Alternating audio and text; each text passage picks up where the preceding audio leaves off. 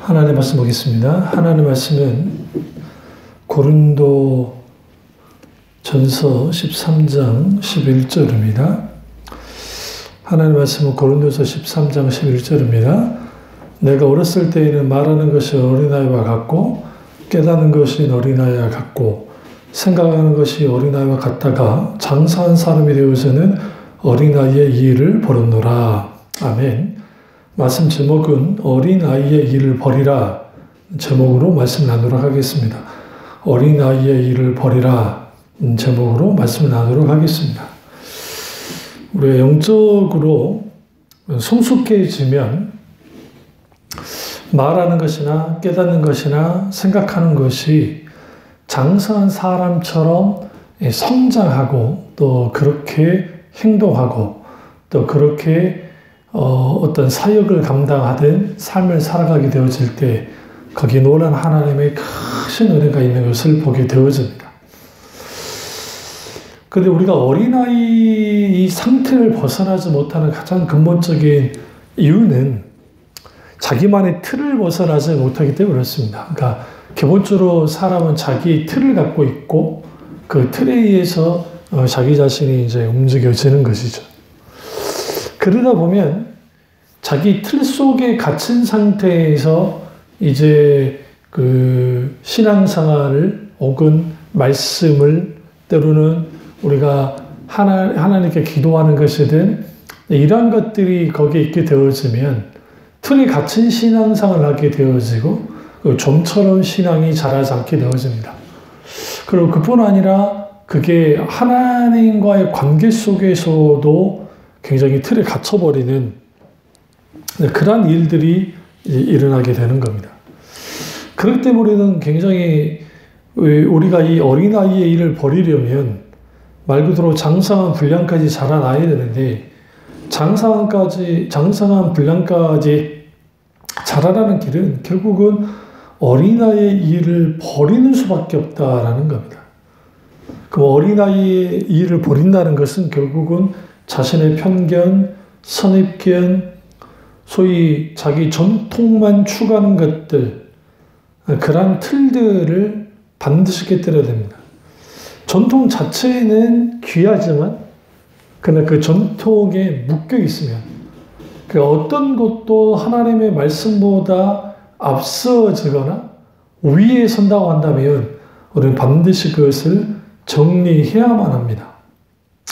그래서 우리가 하나님과의 관계 속에서 있게 되어지는 그 수많은 우리의 어떠한 그 부침들, 그러니까 하나님과 친밀한 교제를 나누고 하나님의 은혜를 마음껏 누리면 좋겠는데 그러지 못하는 광야 이스라엘 백성들, 사사시대 이스라엘 백성들, 열왕시대 이스라엘 백성들, 예수님 당시 이스라엘 백성들, 그들 모두가 마치 우물에 갇힌 개구리처럼 신앙생활을 해나가기 시작할 때 그들 그 틀 안에 갇혀서 그것이 가장 넓은 세상이라고 생각하면서 신앙생활을 하죠. 그러나 정작 그들은 그 틀에 갇힌 상태에서 하늘을 보지 못하는 그리고 인격 되신 하나님을 깊이 경험하고 알지 못하는 그러한 일들이 이제 일어나는 겁니다. 그래서 오늘 사도 바울이 고린도 교회를 향해서 교인들을 향해서 말하는 것이나 생각하는 것이나 깨닫는 것이 어린아이 같다라고 말합니다. 그렇습니다. 우리가 말을 하든 생각을 하든 깨닫는 것이든 이런 것들이 반드시 우리가 영적으로 자라나면 신앙 연조가 이제 좀 길어지면 그것으로부터 우리가 반드시 벗어나야 되는데 문제는 이러한 생각의 틀이 인식의 틀이 자기 자신이 갖고 있는 어떤 종교적인 틀 안에 모든 것을 가둬버리면 영적인 어린아이가 되는 겁니다. 어떤 어떤 교수님이, 신학대학 교수님이 이런 말 하신 적이 있어요. 그 굉장히 큰 교회에 오늘날 우리나라의 사자 직업을 갖고 계신 분들이 많은데, 근데 이상하게도 그런 기복주의적인 교회 안에 딱 들어가면 그분들이 소위 지성인이라고 하는데 그냥 거기에 같이 묻혀서 그렇게 돼버린다는 거야. 바보가 돼버린다는 거야. 마치 국회의원들이 면면을 살펴보면 참 날고 길 만큼 정말 귀한 분들이 많은데 정당에 딱 속하면 하나같이 바보가 돼버린 것처럼 마치 신앙세계 안에 딱 들어오면 성경의 하나님 말씀과 위배되어지는 혹은 하나님의 말씀과 세상을 짬뽕시키는 이런 세속주의적인 것들이 들어옴에도 불구하고 그것이 잘못되었는지 분별하지도 못하는 마치 우물 안에 개구리처럼 갇혀버리는 그리고 그런 식으로 신앙생활 하는 사람들은 많다는 거예요. 이런 사람들을 한마디로 어린아이다라는 거예요. 이런 영적인 어린아이 같은 사람들, 이 사람들이 직분을 받게 되어지면 이제 심각해지는 겁니다. 그러니까 교회의 직분을 받아서 장로님, 권사님, 안수집사님, 또 목사님이 되어지면 영적인 어린아이가 이렇게 되어져 버리니 거기에 그 틀을 가지고 어린아이의 틀 속에서 이 모든 것들을 해나가기 시작하면 말하는 것이 어린아이 같고 깨닫는 것도 어린아이 같고 생각하는 것도 어린아이 같이 되어질 때 여기에서 수많은 문제가 벌어지고 여기에서 그들과 함께 있는 그 교우들 그들의 영적 상태도 그렇게 될 수밖에 없는 겁니다. 그래서 사도 요한이 권면하는 것 중 하나가 뭐냐면 결국은 우리가 영적인 어린아이가 아니라 이제는 영적인 아비들이 되어져서 자라나야 된다라고 우리에게 권면을 하죠. 요한 1서 2장 찾으시죠 같이 12절부터 보겠습니다. 자녀들아 내가 너희에게 쓰는 것은 너희 죄가 그의 이름으로 말미암아 사함을 받았으며 아비들아 내가 너희에게 쓰는 것은 너희가 태초부터 계신 이를 알았으며 청년들아 내가 너희에게 쓰는 것은 너희가 악한 자를 이겼음이라. 아이들아 내가 너희에게 쓰는 것은 너희가 아버지를 알았으며 아비들아 내가 너희에게 쓰는 것은 너희가 태초부터 계신 이를 알았으며 청년들아 내가 너희에게 쓰는 것은 너희가 강하고 하나님의 말씀이 너희 안에 거하시며 너희가 흉악한 자를 이겼음이라. 이 세상이나 세상에 있는 것들을 사랑하지 말라. 너희도 이제 세상을 사랑하면 아버지의 사랑이 그 아래 있지 아니하니 이는 세상에 있는 모든 것이 육신의 정욕과 안목의 정욕과 이성의 자랑이니 다 아버지로부터 온 것이 아니요 세상으로부터 온 것이라 라고 우리에게 말씀하고 있습니다. 그렇습니다. 우리가 이 영적인 상태에서 말할 때에 여기에 영적인 아비, 영적인 청년, 영적인 아이들에 대해 이제 사도 요한이 말하고 있습니다. 그리고 여기에서 우리가 중요시할 것은 그 아비들, 영적인 아비들은 태초부터 계신 이를 알았다. 이걸 아른다는 게 단순히 지식으로 하는 게 아니라 깊이 성령을 통해서 깊이 경험해야 아는 것을 말하고요. 그리고 청년들은 강하고 하나님 말씀이 그들 안에 간다는 거예요. 그리고 결국 영적 전쟁에서 흉악한 자인 사탄과의 싸움에서 이기는 그리고 궁극적으로 세상과의 싸움에서 이기는 자들이 되셨다는 거예요. 근데 이제 여기서 아이들을 향해서 말할 때에 너희가 아버지를 알았으미요 라고 할 때는 그냥 이게 아버지, 아빠, 어린아이가 아빠 알듯이 그 정도를 알았다는 거예요. 그러니까 우리가 신앙생활 하면서 영적으로 자라나지 못하는 분들의 가장 큰 특징, 영적인 어린아이로부터 이걸 버려야 되는데 어린아이의 일을 버리고 어린아이 상태로도 벗어나야 되는데 왜 그렇게 하지 못하는가? 결국은 그것은 영적으로 자라나지 못한 결과물이긴 하지만 어린아이의 일을 버리는 것은 결국은 우리가 반드시 인격 되신 하나님을 깊이 알고 경험할 때 가능하기 때문에 그렇습니다. 그래서 우리가 하나님의 말씀, 성령 말씀을 깊이 아는 게 중요하고 또 동시에 성령의 조명 가운데 성경 기록된 그 있는 그들의 하나님, 성경에서 말하는 그 하나님 우리의 삶 가운데, 내 인생 가운데 주님이 개입하고 들어오실 때 그 하나님을 경험하기 시작할 때 우리가 어린아이의 일을 벌이기 시작하는 겁니다. 깨닫는 거, 말하는 거, 생각하는 거, 이것들을 버리면서 이제 어린아이의 수준에서 머물러 있는 게 아니라 장성한 분량, 그리스도를 닮아가는 장성한 분량에까지 자라나기 시작할 때 당연히 그 사람은 영적인 아비, 하나님이 원하시는, 그토록 원하시는 어린아이의 일을 벌인 사람이 될 수 있다는 것을 우리가 분명하게 알 수 있습니다. 그렇다고 한다면 어린아이의 일을 벌이려면 어떻게 해야 될까요? 첫째로 우리의 그 잘못된 틀을 깨뜨려야 됩니다. 잘못된 틀을 깨뜨려야 됩니다. 이 잘못된 틀은 우리가 하나님과의 관계에서 신앙생활 속에서 있게 되어지는 수많은 잘못된 틀들이 있습니다. 그 틀들을 깨뜨리지 않으면 우리는 계속해서 뭐 하게 되어지냐면 우리는 여기에 그 틀에 이제 매이게 되고 그리고 그 인식의 틀을 바뀔 끝들을 보지를 못해요. 그러니까 예를 들어 잘못된 신학적 편견을 갖게 되어지면 당연히 그 신학적 편견 때문에 은사 중진론이라고 하는 신학적인 편견에 빠져 있으면 오늘날의 성령의 능력으로 역사하시는 그 능력의 역사하심에 대하여 뭐 하지 못하냐면 그 부분에 대해서 이해하지 못할 뿐만 아니라 경험하지 못하고 또 자유주의라고 하는 인식의 틀에 딱 갇혀버리면 뭐 인권, 뭐 선한 일, 착한 일, 그것에 대한 강조는 있을지 모르지만 정작 거기에 복음에 대한 예수 그리스도의 십자가의 복음에 대한 실질적인 복음의 능력을 맛보지 못하는 그리고 성경에 나오는 수많은 신비로운 하나님의 역사하심을 다 이걸 설하다, 전설이다, 아니면 만드는 이야기일 뿐이다 라고 하면서 결국은 하나님의 기적들을 다 깨뜨려 버리는 그러한 또 잘못된 일을 하게 되어지고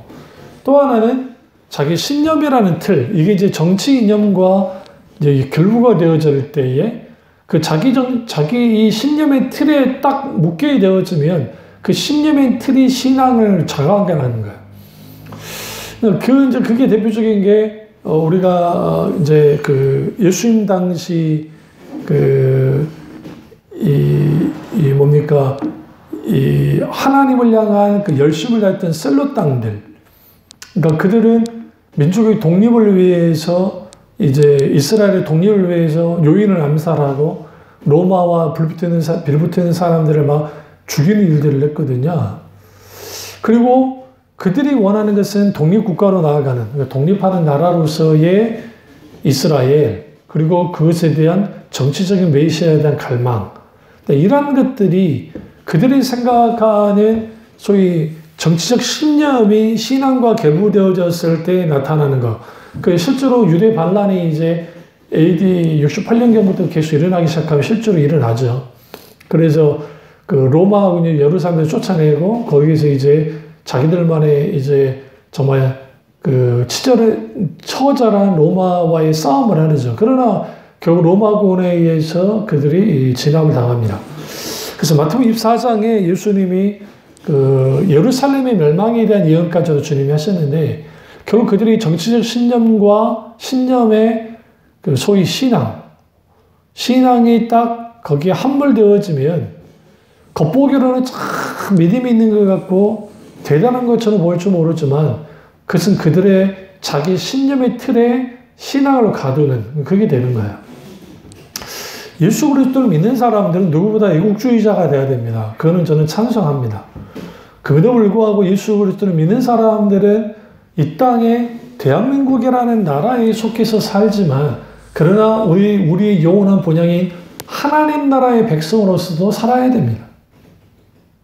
그리고 하나님 나라의 백성으로 살 때는 인종과 민족과 나라와 국경을 넘어서 예수 그리스도의 십자가의 복음 안에서 하나된 교회 공동체, 하나된 예수 공동체, 그 공동체로서의 연합하며 하나님 나라를 위해 하나님 나라의 영광을 위해 살아가는 것들, 그것이 오늘날 우리에게 가장 중요한데, 오늘날에 그러지 못하는 대부분의 개교주의, 한국교회가 특별히 심한데 개교주의에 빠져 있고, 그리고 그러다 보니 자기 교회만 잘 되면 된다고 생각하는 이러한 일들 때문에 이제 굉장히 큰 문제들이 이제 발생되는 것을 볼 수가 있습니다. 그래서 우리가 분명하게 깊이 좀 살펴볼 것은 뭐냐면, 하나님이 우리에게 요구하시고 원하는 게 무엇이냐라는 거예요.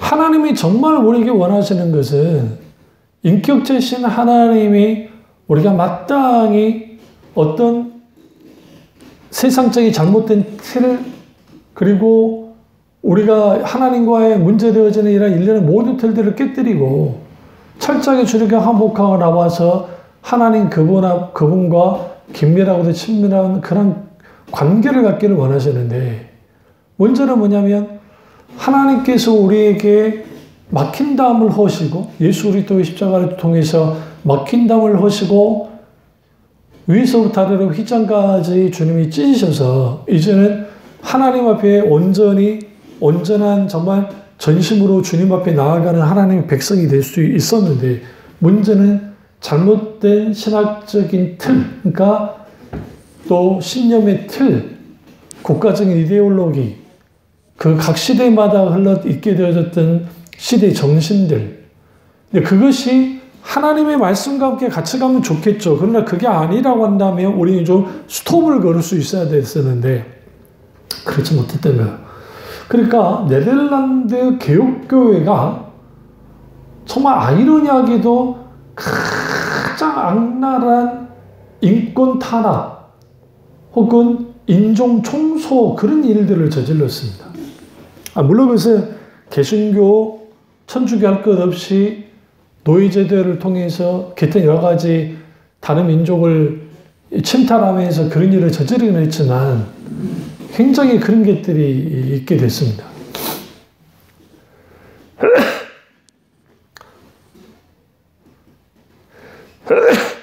죄송합니다. 다른 건 몰라도 개혁교회만큼은 그래서는 안 되는 것이었죠. 그럼 왜 그러느냐? 잘못된 신학, 성경에 대한 해석. 결국은 흑인들은, 유색인종들은 함부로 대해도 된다고 하는 함자손에 대한 저주, 노아의 저주, 그게 모든 유색인종을 향한, 특별히 흑인들을 향한 것이었다. 그래서 자기들이 정당화하는데 전혀 그거는 옳지 않는 해석이고 실제로 그렇지도 않습니다. 그리고 백인의 우월주의, 그러니까 그것을 성경의 구절들을 하나씩 가져다가 자기들은 아주 큰 존재고 우월한 존재라는 것을 성경을 가지고 혹은 선교라고 하는 명목을 가지고 침탈을 하는 일들을 벌였다는 거예요. 근데 사실은 그것은 종교를 내세우긴 했지만 거기에는 국가라고 하는 그 국가의 이익이라고 하는, 좋게 말하면 국익이고 나쁘게 말하면 다른 나라를 침탈하기 위한 수단으로서, 그 포장으로서 그렇게 한 거죠. 근데 그걸 서슴없이 했던 게 스페인, 영국, 네덜란드, 프랑스, 뭐 그런 나라들이 그렇게 했던 거죠. 그러니까 이제 이런 것들을 통해서 결국은 그들의 틀에 이렇게 딱 이게 틀에 묶여있게 되어지면 그 틀에 의해서 움직여져요. 틀에 의해서 움직여지면 필연적으로 일어나는 게 뭐냐면 신앙이 왜곡됩니다. 그냥 왜곡된 게 아니라 우리가 그 신앙의 본질로부터 급격하게 벗어나 버리는 그러한 일들이 있게 되고, 카톨릭이 남미나 아프리카에서 정통 종교와 짬뽕이 되면서 미션화된 이유 중에 하나가 결국은 소위 그들이 갖고 있었던 잘못된 종교적인 틀들을 깨뜨리지 못한 거야. 그러니까 바알과 아세랑을 겸하여 섬기기 원했던 이스라엘 백성들처럼 그들의 것들을 그대로 가지고 오는, 왜 소위 이걸 이제 전문 용어로 좀 어려운 말하지만 상황화라고 하는 컨텍스트, 상황화, 결국은 그들에게 복음을 전할 때에 접촉해야 되고 결국은 그들과 함께 할 때 상황화는 필연적이고, 그렇다고 한다면 그들을 거부하지 않고 신앙을 받아들이게 하려면 그게 필요하겠다. 근데 그 상황 자체는 잘못된 건 아니에요. 왜냐하면 사도 바울이 복음 전달할 때 유대인에게는 유대인처럼 이방인은 이방인처럼 하면서 저촉조를 가졌거든요. 그런데 이제 여기서 심각한 것은 뭐냐면 진리까지도 그 하나님 말씀의 진리, 그 진리까지도 허용하면서 상황화가 되어버린 거예요. 그 상황화의 결과가 세속화야. 그 세속화의 결과로 나타나는 게 종교화된 기독교입니다. 종교화된 천주교, 종교화된 개신교. 그러니까 이게 이제 일례로 아프리카에 있는 교인들의 상당수가 그들 토착 종교와 기독교가 연합이 되어 있고 하나가 되어 있고 또 하나는 거기에 교묘하게 들어와 있는 그 적극적 사고방식과 번영주의, 이걸 한마디로 통틀어서 표현한다면 기복주의. 그러니까 기복주의적인 어떤 그런 것들이 들어가서 거기에서 그 무엇이 이루어지기 시작하냐면 결국은 신앙의 수단이 되어져서 그들의 열광을 가지고 나가는 것들, 열광주의로 나가는 그런 일들이 벌어지는 거예요. 그러니까 찬양하는 이제 아프리카 분들이 찬양한 걸 보시면 아주 찬양을 막 1시간, 2시간씩 막 찬양을 합니다. 그리고 그 찬양의 모습을 보면 참 대단하다고 생각할 만큼 하긴 하는데, 근데 이제 자세히 들여다보시면 저분들이 하나는 그분이 기뻐서 저렇게 찬양하는 것인가 아니면 찬양 자체가 좋아서 저렇게 찬양하는 것인가, 이런 좀 들여다볼 필요가 있다는 거예요. 그러니까 자기들이 이렇게 신나고 즐겁고 막 그거죠. 정작 선포되는 하나님의 말씀에 집중하지 못하는 그 진리의 말씀 가운데 정말 깨뜨려져서 거기서 하나님께 회개하고 자복하는 일들이 벌어지잖아요. 이런 모든 것들이 각 나라마다의 갖고 있는 그 민족적 특성, 전통, 사고방식, 그런 것들이 틀을 만들어져서 그걸 그 틀 안에서 신앙이 가는 거예요. 그러니까 그 틀을 깨뜨리지 못하면 우리는 뭐 하게 되어 있냐면 어린아이의 일을 버리지 못하는 거예요. 그래서 우리 한국 교회인들은 특별히 크게 세 가지 심성을 갖고 있다 하잖아요. 불교적인 심성, 유교적인 심성, 그리고 샤머니즘, 특별히 무당에 의한 어떤 샤머니즘, 그리고 도교와 연결되어지는 이런 것들이 교회 안에 딱 들어오게 되어지면 하나의 신앙의 양태들이 나타나는 거예요. 그러다 보니 개불교, 개유교라는 표현을 쓰는데, 개자는 나쁜 게 아니라 개신교한테 개자예요. 개신교, 불교, 개신교, 유교. 이런 표현을 쓰는 이유 중에 하나가 뭐냐면, 결국은 그 종교심이 사는 것들에게 불교 신도들이 하는 것과 똑같이 하고요. 또 유교 신자들 하는 것 같은 모습들을 특별히 직분 같은 경우 계급화시키고 하는 일련의 이 장유서라고 하는 일련의 이러한 것들을 통해서 막 계급을 만들어내는 이러한 것들이 이런 영향에 의해서 그런 게 많거든요. 그리고 이제 으쌰으쌰 막 기복주의, 이게 이제 샤머니즘과 연결되어지는, 이거는 뭐 단순히 제 말이 아니라 불교에 있었다가 이제 주님 하나님을 예수님을 인격적으로 만나고 이제 기독교로 개종한 김종우 교수님이라는 분이 있어요. 울산대학교 교수님이신데, 그분이 그 말을 하는 거야. 그러니까 딱 들여다보니까 어디서 많은 모습들이 교회 안에 보여지고, 그분들이 사용하는 용어, 또 여러 가지는 다 기독교적이긴 한데 사실 불교와 큰 차이 없는, 유교와 큰 차이가 없는 이러한 것들이 있는 거예요. 왜? 틀에 갇히니까. 그러니까 그 틀에 갇히니까 무슨 일이 벌어지냐면 당연히 이 영적인 어린아이 상태를 벗어나지 못하는, 생각하는 것, 깨닫는 것, 그리고 행동하는 것, 이 일련의 모든 것들이 어린아이처럼 되어버리는 겁니다. 그리고 또 여기서 이제 틀과 관련돼서 좀 다룰 게 뭐냐면, 틀이 고장난 사람들이 많다는 거예요. 고장나지 않는 것 같은데 오늘날의 시대에는 이렇게 이제 틀이 있었던 시대가 실제로 그런 틀들이 있긴 하는데, 그런데 오늘날 시대는 다원주의 시대가 되어져서 좋은 게 좋다라고 하는 그런 시대가 되어버렸단 말이에요. 그러니까 이제 틀이 고장나 버렸어요. 그러니까 틀이 너무 있는 것도 문제죠. 그러니까 소위 하나님의 말씀의 기준에 서는 게 굉장히 중요한데 어떤 틀에 묶이는 것이 문제인데 이제는 그 1900, 그러니까 이 세계 2차 대전 이후에 등장한 게 다다이즘, 해체주의가 있고 기존에 전에 있던 이 고존주의, 뭐 기타 이런 이 모더니즘 이런 것들을 다 해체해버리고 이제는 다양성으로 가자. 그게 이제 포스트 모더니즘, 이게 다원주의거든요. 그 다원주의로 가니까 이제는 틀들을 다 깨버리는 거야. 틀들을 깨면서 하자고 나오는데 문제는 또 다른 차원의 틀이 만들어져서 그것은 뭐냐면 인간이 좋다고 여기는 모든 것들은 괜찮다고 하는 틀이에요. 그러니까 내가 옳으면 옳은 거야 라고 하는 틀. 이게 사사시대의 신앙의 틀입니다. 그러니까 사사시대 때에는 자기들의 신앙 틀을 가지고, 그러니까 기도원이 아주 대단한 사람이었지만 후에 에봇을 만들어 자기가 죽게 보니까 에봇을 만들었죠. 에봇은 당연히 대제사장만 입어야 되는 옷인데 자기가 만든 거 왜? 자기가 그런 존재가 되고 싶어. 그러니까 이스라엘 백성들이 왕으로서 그럴 때 왕이 되지 않겠다고 그렇게 겸손한 태도를 보였던 기도원이었지만 자기 신앙의 틀을 세워버리는 우리의 온전한 신앙의 모든 그 근원은 근간은 예수 그리스도 그분 자신이어야 되고 하나님의 말씀이어야 돼요. 그 외에 다른 모든 틀들은 이러한 것들은 우리에게 방해가 되잖아요. 그러니까 영적으로 자라나는데 방해가 되고 우리가 거기에 이제 문제가 생기죠.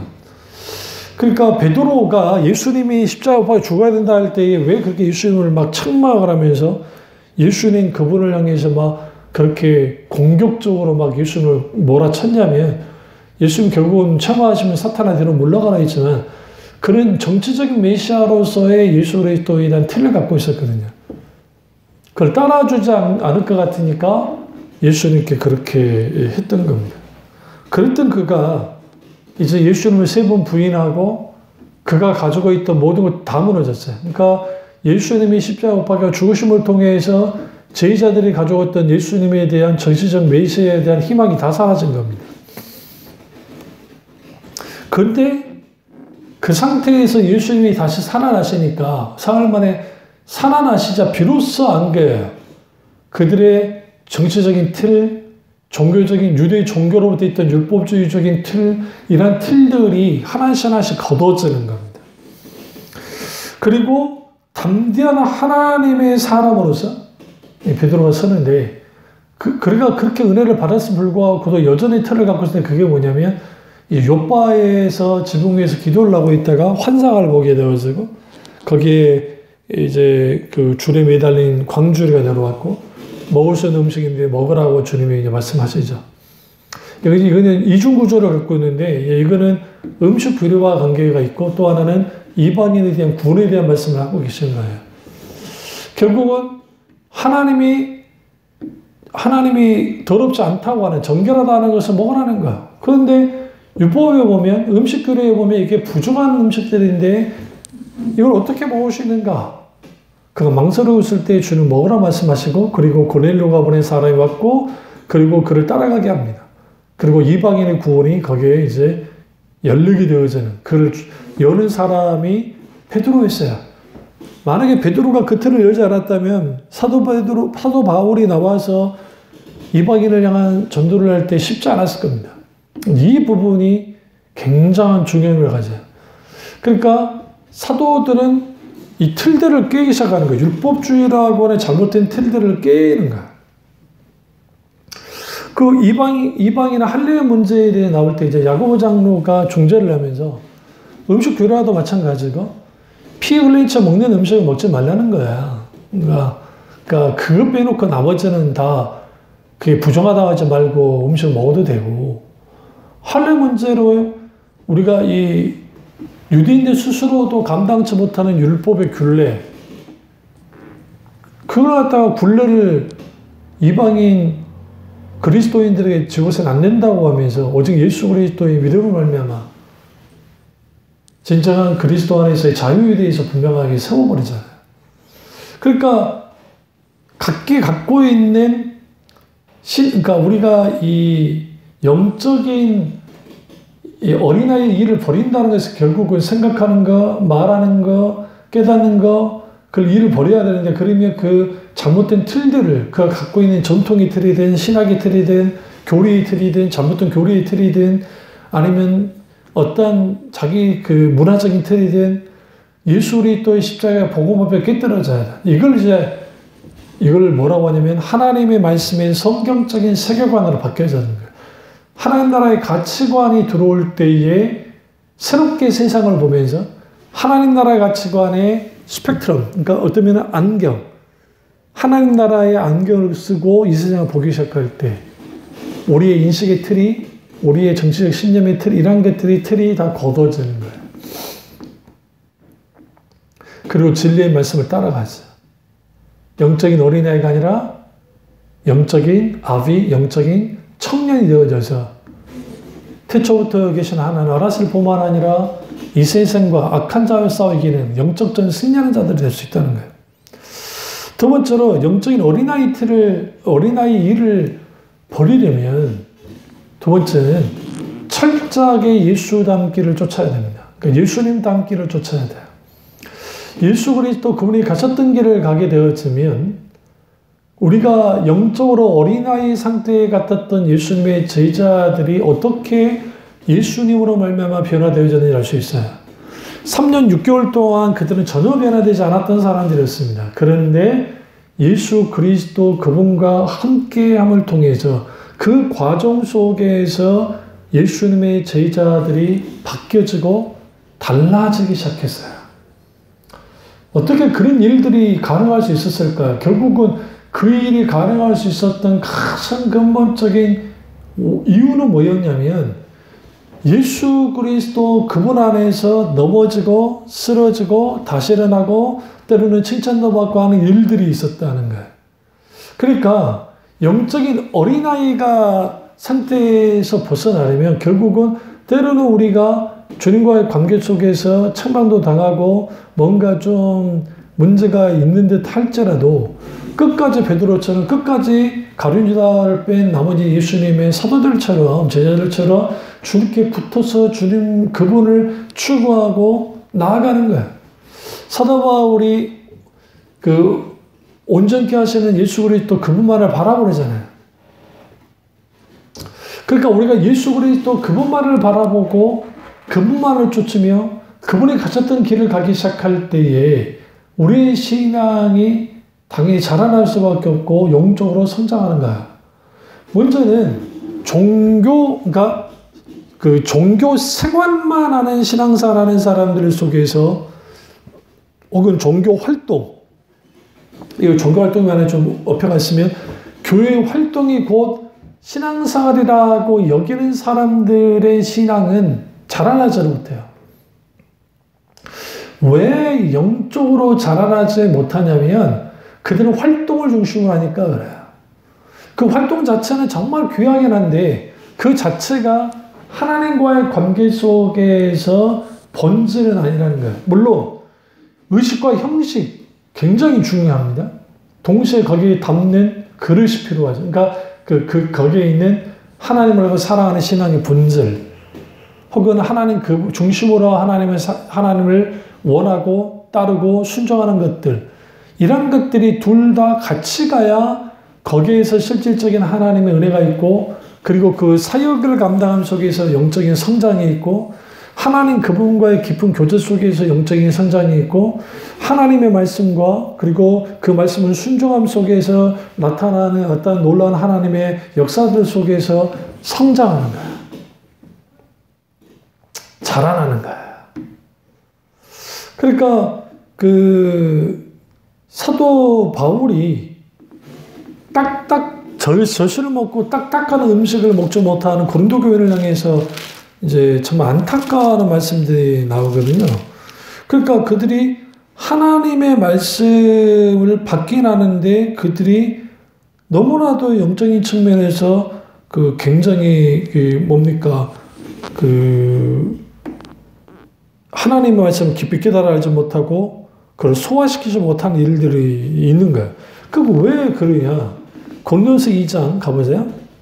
13절과 15절까지 보겠습니다. 고린도전서 2장 13절과 15절입니다. 우리가 이것을 말하거니와 사람의 지혜로 가르친 말로 아니하고 오직 성령께서 가르치신 것으로 하니 영적인이 영적으로인 것으로 분별하느니라. 여기 속한 사람은 하나님의 성령의 일들을 받지 않았나니 이는 그것들이 그에게는 어리석게 보이며 또 그런 그것들을 알 수도 없나니 그런 일은 영적으로 분별되기 때문이라.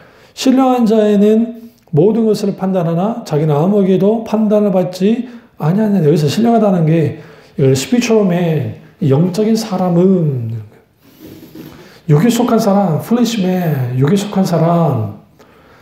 이 육에 속한 사람들의 특징이 뭐냐? 이제 여기 보면 3장 2절 보세요. 내가 너희를 젖으로 먹이고 밥으로 하지 아니하노니 이는 너희가 감당하지 못하였음이거니와 지금도 못하리라. 너희는 아직도 육신에 속한 자로다. 너희 가운데 시기와 분쟁이 있으니 어찌 육신에 속하여 사람을 따라 행함이 있으리요. 여기서 지금 우리가 왜 예수 그리스도를 따라가야 되느냐? 예수 그리스도를 따라가는 삶, 예수 그리스도를 쫓는 삶 속에서 거기에서 이걸 이제 뭐라고 하냐면 제자도 예수 주님의 제자로서의 삶을 살아가기 시작하고 거기에 부침을 겪죠. 때로는 넘어지고 쓰러지고 일어나고 다시 용기를 얻고 그 과정 속에서 자라나가는데 문제는 플리치맨, 그러니까 육신에 속한 사람으로서 머물러 버릴 때 그러면 거기에 이 하나님의 말씀이 밥으로 그러니까 딱딱한 말씀이 우리 가운데 들어올 때 그 말씀을 받아들이지 감당하지 못하는 거예요. 그리고 육신에 속해 있는 사람의 특징이 뭐냐? 시기와 분쟁. 이런 것들이 있다라는 거예요. 그렇습니다. 그래서 교회마다 영적으로 자라지 못하는 영적인 어린아이들이 있게 되어지면 그 영적인 어린아이들이 마치 사소한 일로도 다투고 막 애들이 막 자주 싸우는 것처럼 교회에 분란을 일으키고 시기와 분쟁을 일으키는 게 상당수가 영적인 어린아이들이 그 일을 이제 벌이는 겁니다. 그래서 우리가 영적인 어린아이 일을 벌이지 못하면 깨닫는 것, 생각하는 것, 그리고 말하는 것이 어린아이 같은 상태에 있게 되어지고 그래서 결국은 외부적으로 나타난 거니까 그 영적으로 자라지 못했다는 것을 분명히 보여주는 것이고 동시에 하나님의 말씀을 소화시킬 수 있는 능력이 없어요. 있는 그들의 말씀. 그러니까 젖만 먹고 있는 이걸 에딘 토저 목사님이 병적인 유아 상태라는 표현을 썼는데 병적인 유아 상태에 빠지는 거예요. 이 병적인 유아 상태에 빠지게 되어지면 결국은 이 세상에 대하여 싸워 이길 수 있는 그러한 청년들이 갖고 있는 영적 천년과 같은 그러한 어떤 정말 대단한 담대함이 없고요. 영적 아비들이 갖고 있는 정말 하나님을 향한 깊은 암과 사랑하는 것 그리고 모든 것들을 딱 주축으로 딱 서서 이제 균형을 이루어서 예수 그리스도 그분을 나라를 위한 삶을 사는 것은 불가능합니다. 그렇다고 한다면 저와 여러분은 어떤 위치에 있습니까? 영적인 어린아이 일을 버렸습니까? 어린아이 일을 버렸습니까? 아니면 여전히 어린아이 상태에 빠져서 영적 어린아이 일들을 하고 있습니까? 만약 그렇다고 한다면 우리는 회개하고 돌이키시고 가장 먼저 여러분의 잘못된 틀, 그게 신앙의 틀이든 관념의 틀이든 관점의 틀이든 철저하게 말씀으로 돌아서셔야 되고 그리고 예수 그리스도 그분만을 추구해 나가셔야 돼요. 그분이 가르쳤던 길을 가셔야 되고 그분이 가르쳤던 말씀들을 우리가 가슴에 새기고 한 걸음 한 걸음 그분이 사셨던 삶의 방식을 따라서 그분이 하셨던 사역을 우리가 같이 동참해 나가기 시작할 때 거기에서 영적인 성장이 있고 영적인 아비, 영적인 청년에까지 자라나는 걸 볼 수 있고 스피리추얼 맨, 영적인 사람이 됩니다. 이 은혜가 저와 여러분께로 주님으로 축원합니다. 기도하겠습니다. 사랑의 역사적 내지 우리와 함께 하시고 우리 모두가 하나님 앞에 영적인 아이들이 아니라 철저하게 영적인 아비와 영적인 청년이 되어져서 하나님 그분을 높일 뿐 아니라 무엇보다 영적으로 자라남을 통해서 예수 그리스도 그분의 영광을 온전히 높여드리는 우리 모두가 될 수 있도록 은혜 베풀어 주시옵소서. 예수님의 이름으로 기도드립니다. 아멘.